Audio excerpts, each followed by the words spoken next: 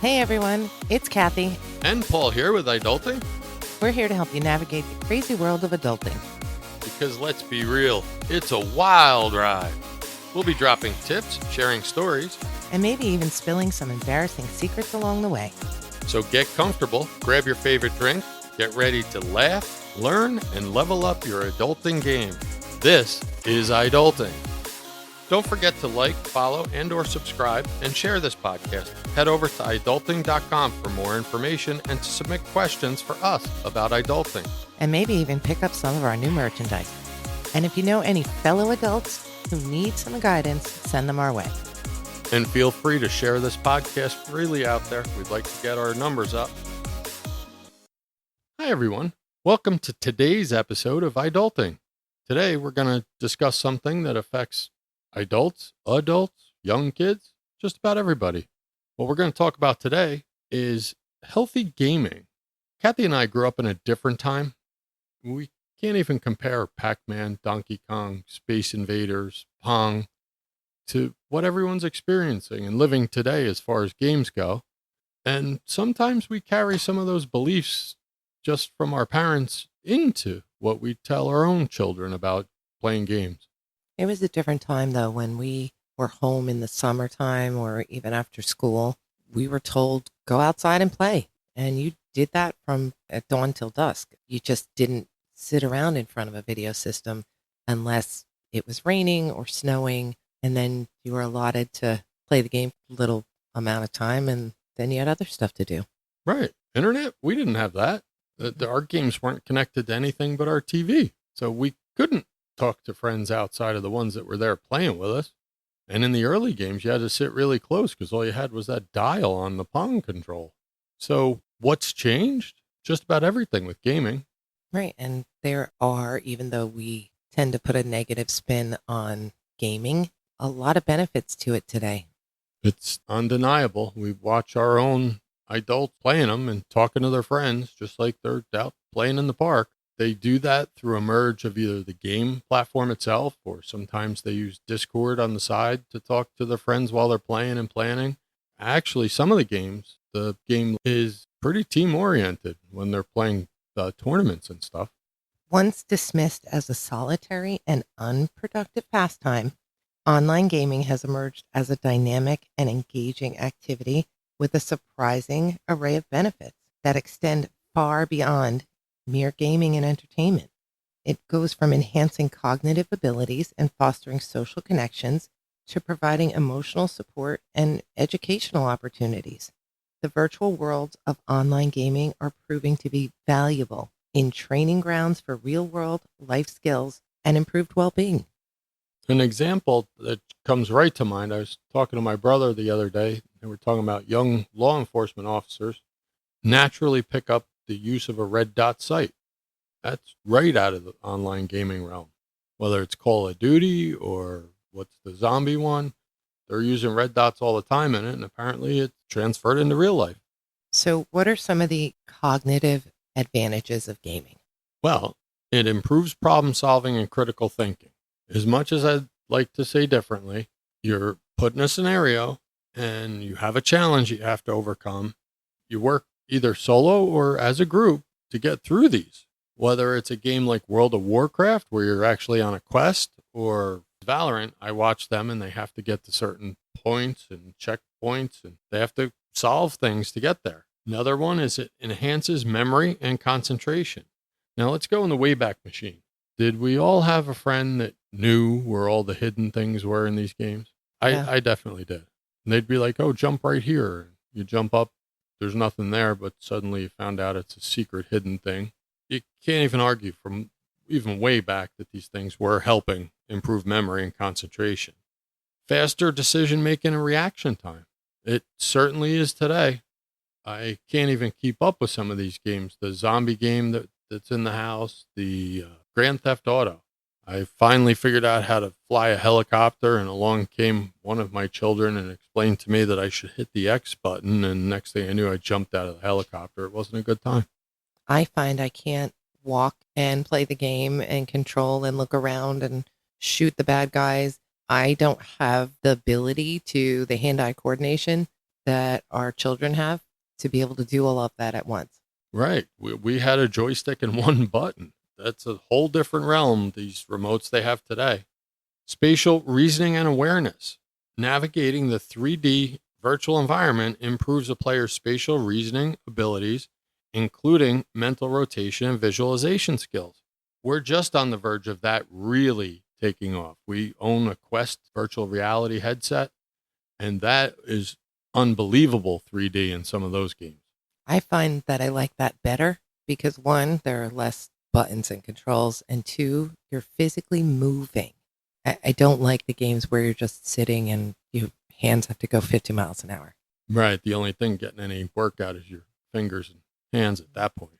Contrary to the stereotype of the isolated gamer, online gaming is often a highly social activity.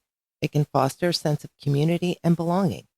Multiplayer games, in particular, provide a platform for developing teamwork and collaboration.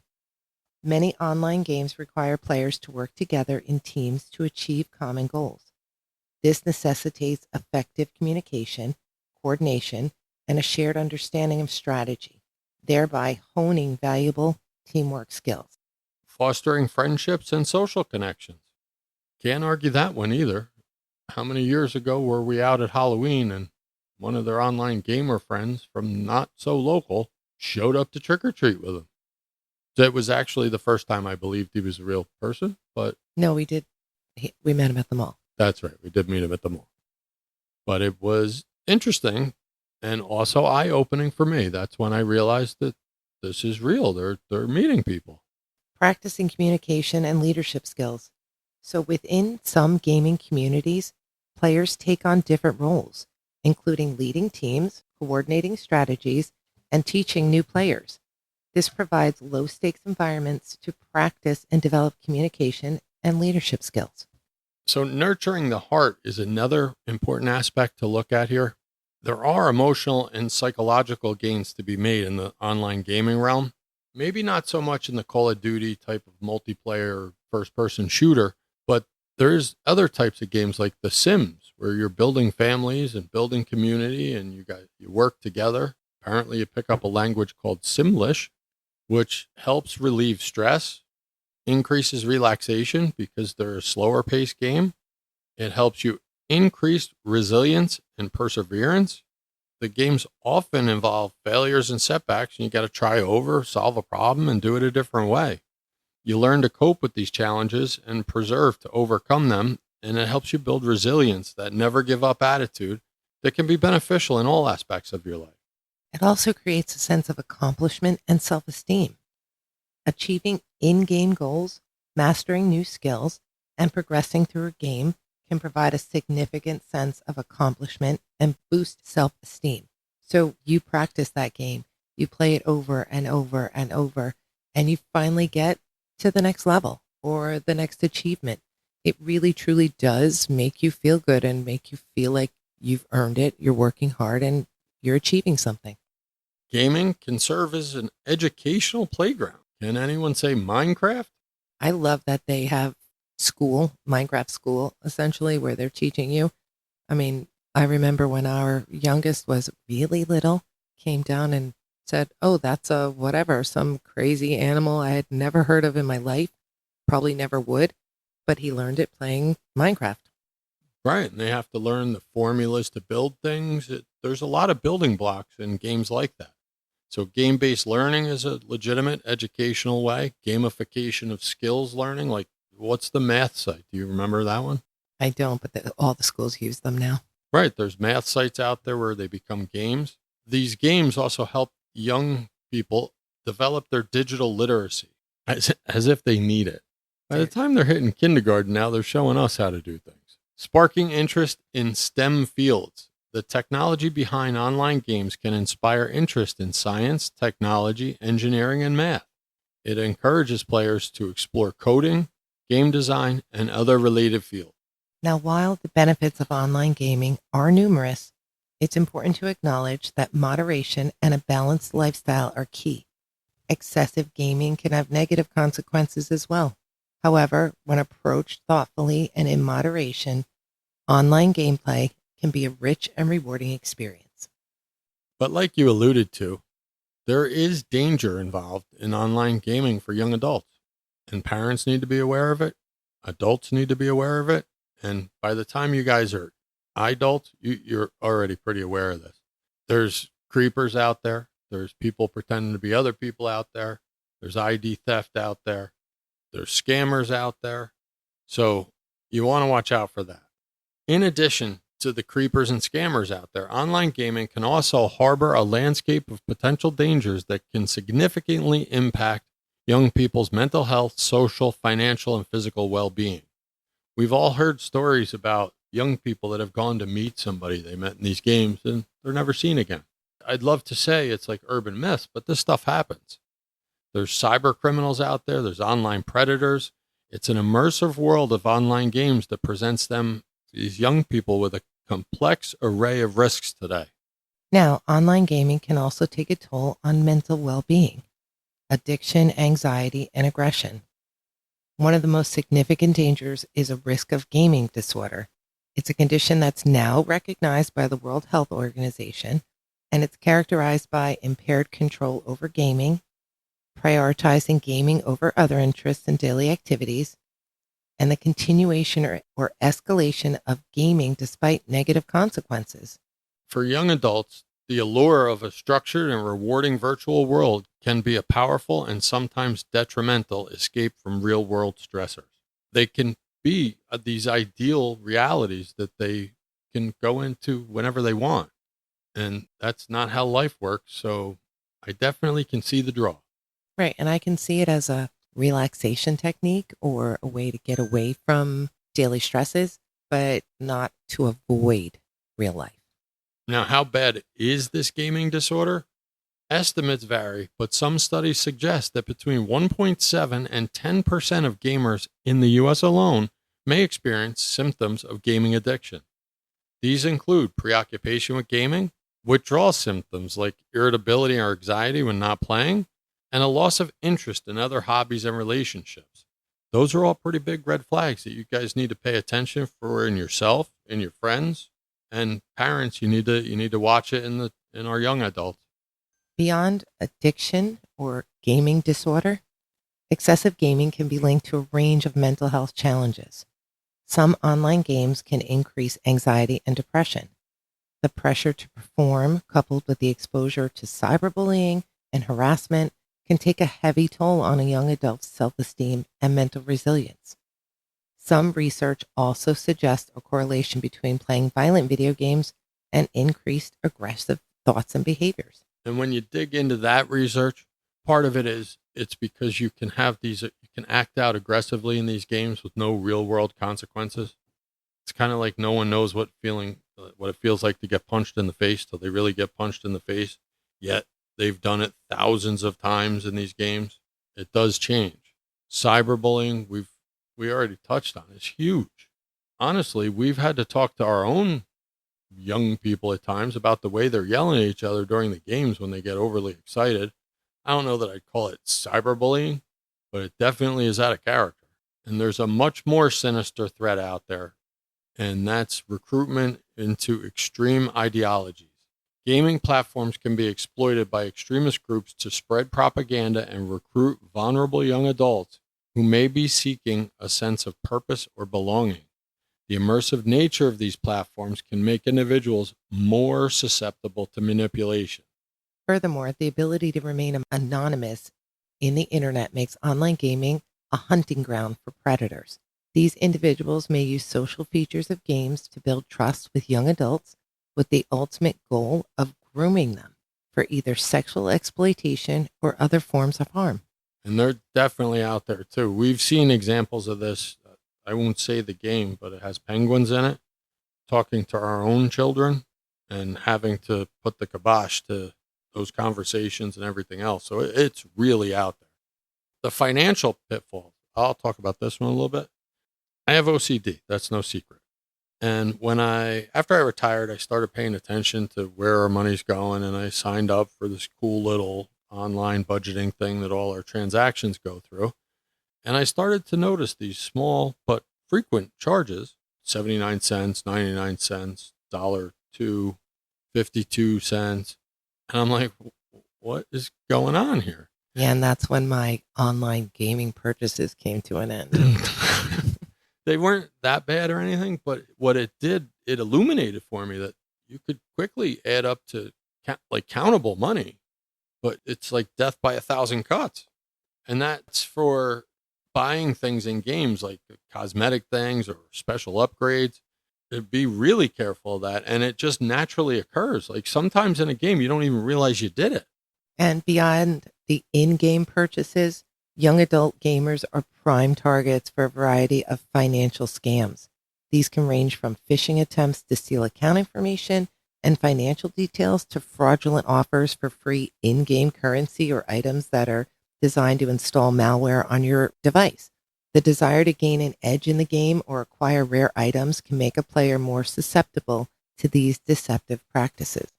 There's also physical consequences of gaming as a hobby. If you game too much, you're sitting around too much.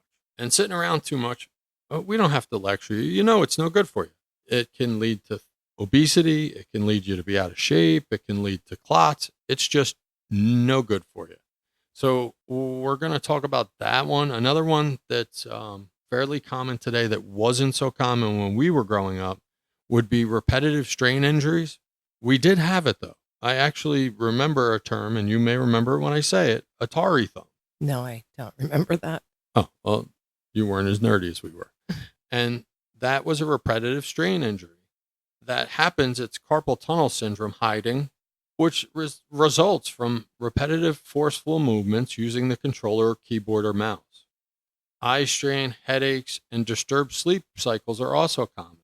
While online gaming can be a source of entertainment and social connection for young adults, it's critical that you make sure and you check yourself and have somebody else have an accountability partner keeping you in check to make sure that you're not falling for any of these potential dangers or bad health habits.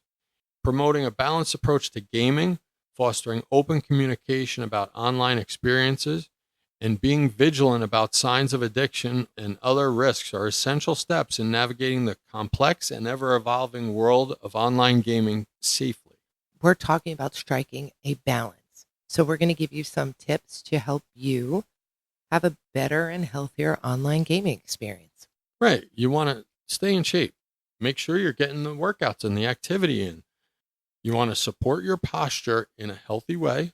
You want to mind your monitor, position your monitor at or slightly below eye level to avoid neck strain.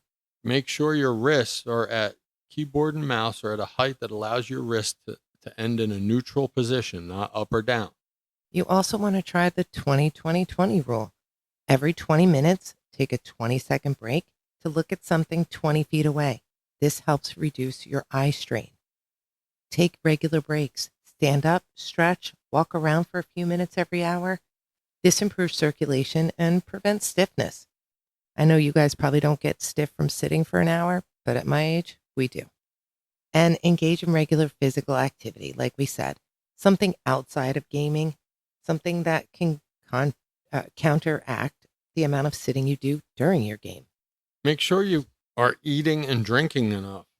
And that sounds funny. Like, why is he even saying that? Well, if you're a gamer and you've done this, you know you can be sitting for quite a while, enthralled in your game, or doom scrolling, and suddenly an hour or something is gone. You drink plenty of water throughout the day to stay hydrated, nutrient rich snacks, not just crappy processed stuff, and make sure you're eating balanced meals. And you also want to manage your mental health. Utilize your mute and block features. So if someone's being mean or saying things you don't like, you have the ability to mute them or to block those players. If someone is harassing you or cyberbullying you, report it. Most gaming systems have the ability for you to report a player for something that's not appropriate. And make your community your community. Seek out and play with your friends. Bring in people that foster a positive and respectful environment. Manage your frustration and tilt. Competitive gaming can be very intense, and it's easy to become frustrated. Things go wrong. Suddenly you're yelling at your good friends about how they should have done something different. So it's important that you recognize your triggers, take a step back, Give a great big woo-saw. Focus on improvement, not just winning.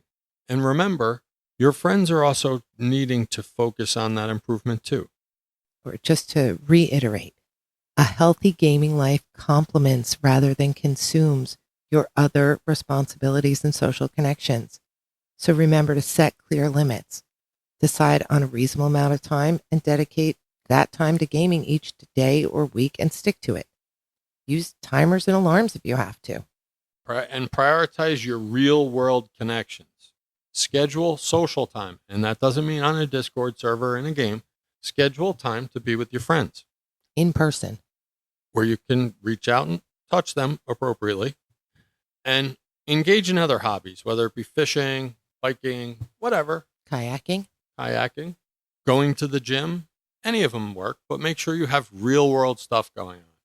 Gaming should be a reward, not a hindrance to your personal and professional growth. So always remember, work comes before play. So get your stuff done before you're gaming. And get your sleep. You guys want to be good at these games? Good sleep is crucial for cognitive function, reaction time, and overall health, all which are vital for peak gaming performance. By implementing these strategies, young adults can continue to enjoy the immersive and exciting world of online gaming while safeguarding their health and well being, ensuring that their passion remains a positive, sustainable part of a balanced and full life. Just remember, you've got this, adults. Keep your head up, your spirits high, and keep adulting with us. Go forth and conquer the world, or at least your to-do list. And don't forget to like, follow, and/or subscribe. Tell your friends, share the podcast, and head over to iDulting.com for more information and to connect with us. See you on the next episode. Be safe.